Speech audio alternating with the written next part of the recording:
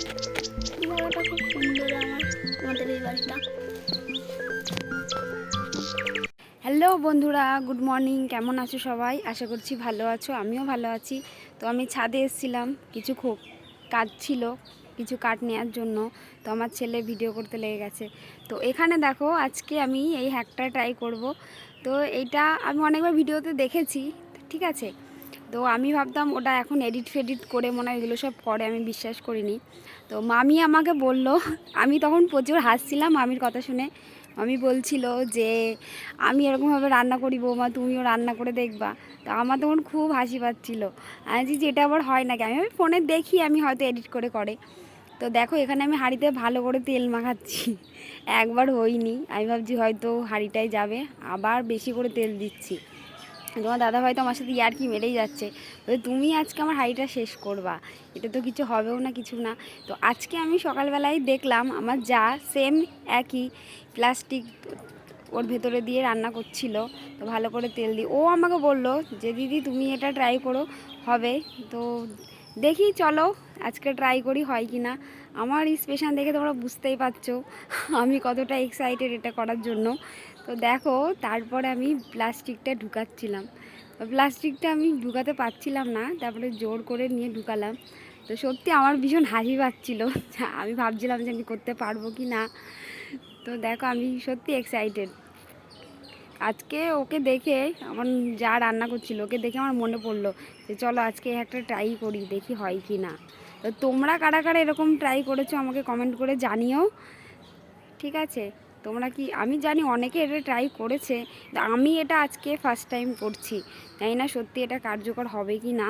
যদি না হয় তাহলে হয়তো আমার হাঁড়িটাই যাবে, কি আমার খাটনিটাই বৃথা হবে, জানি না। তো চলো তোমরা দেখো পুরো ভিডিওটাই, স্কিপ করো না, দেখতে থাকো।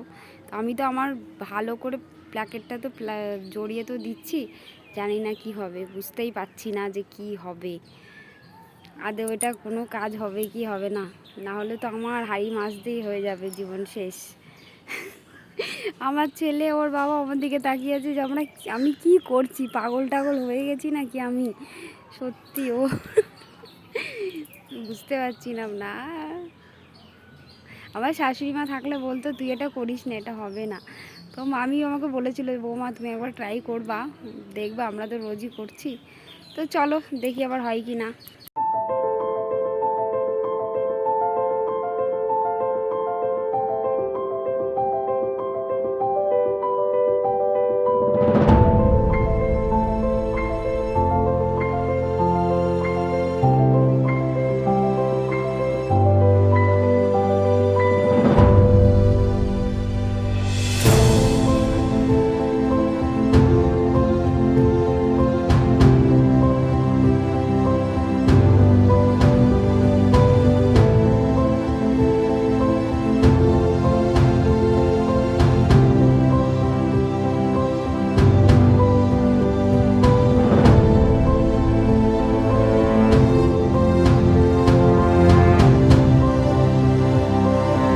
এখানে দেখো, তারপরে ফাইনালি আমি হাঁড়িটা বসিয়েই দিয়েছি।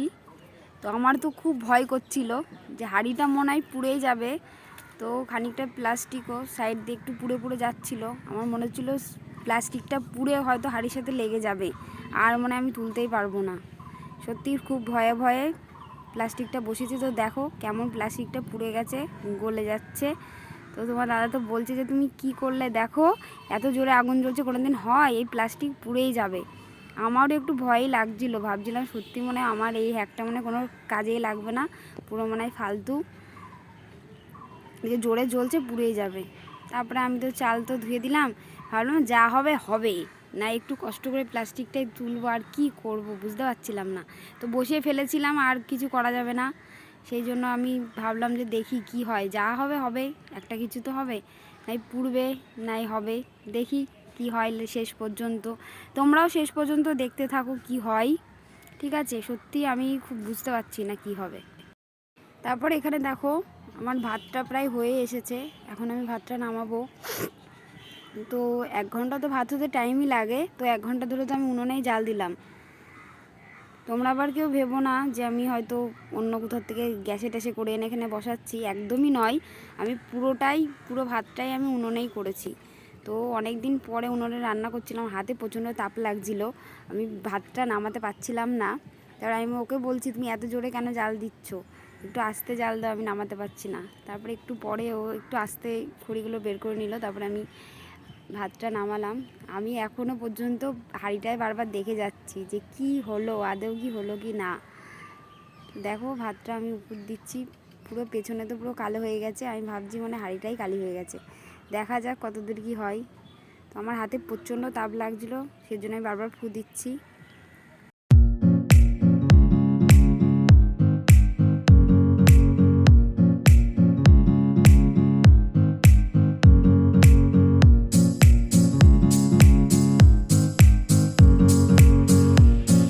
তখনও দেখো হাঁড়িটা নিয়ে আমার খুব চিন্তা হচ্ছিল।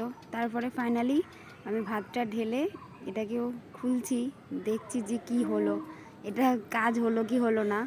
তো মনে হচ্ছে হয়েছে।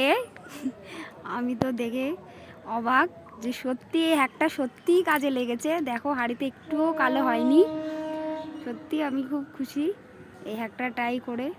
তো একটুও কালি হয়নি, দেখো পুরো প্লাস্টিকটা কি সুন্দর উঠে গেল। এবার এটাই আমি রোজ ট্রাই করব, এমনভাবে আমি প্রত্যেকদিন এখন রান্না করবো, তাহলে আমার কষ্ট করে হাঁড়িটা মাজতে হবে না, একটু কালিও হবে না। তোমরাও এটা ট্রাই করো, সত্যি এই হ্যাকটা সত্যি কার্যকর, আমি না করলে বুঝতে পারতাম না। তো তোমাদের যদি ভিডিওটা ভালো লাগে লাইক কমেন্ট শেয়ার সাবস্ক্রাইব করে দিও।